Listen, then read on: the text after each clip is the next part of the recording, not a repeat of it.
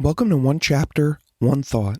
I'm Pastor Chris from Lincroft Bible Church in New Jersey, and every weekday I read one chapter of the Bible and offer one brief devotional thought. Today's reading is from the book of Genesis, chapter 50. Joseph threw himself on his father and wept over him and kissed him. Then Joseph told the physicians who served him to embalm his father's body. So Jacob was embalmed. The embalming process took the usual 40 days. And the Egyptians mourned his death for 70 days. When the period of mourning was over, Joseph approached Pharaoh's advisers and said, "Please do me this favor and speak to Pharaoh on my behalf. Tell him that my father made me swear an oath. He said to me, 'Listen, I am about to die. Take my body back to the land of Canaan and bury me in the tomb I prepared for myself. So please allow me to go and bury my father. After his burial, I will return without delay.' Pharaoh agreed to Joseph's request. 'Go and bury your father, as he made you promise,' he said.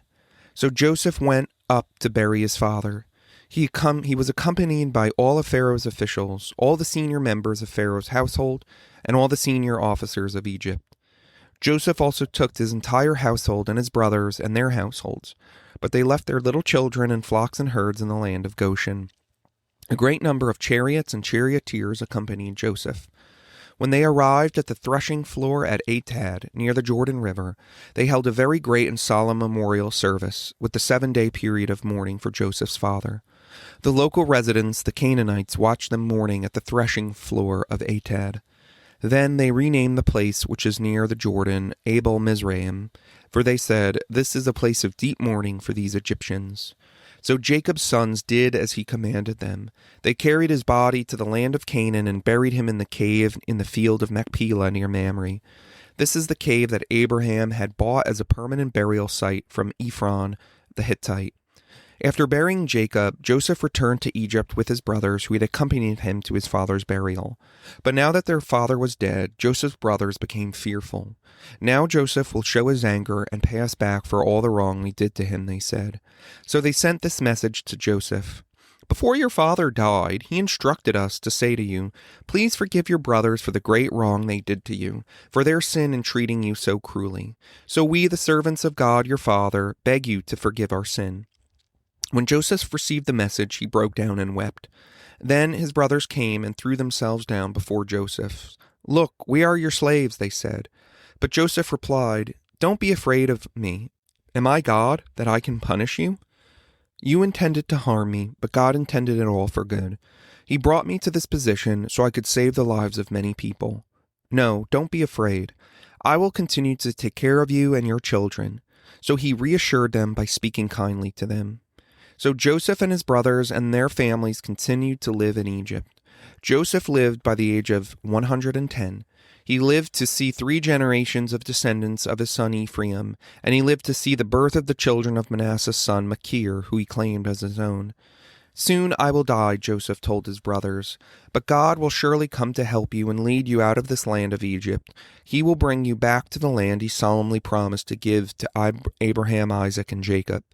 Then Joseph made the sons of Israel swear an oath, and he said, "When God comes to help you and lead you back, you must take my bones with you."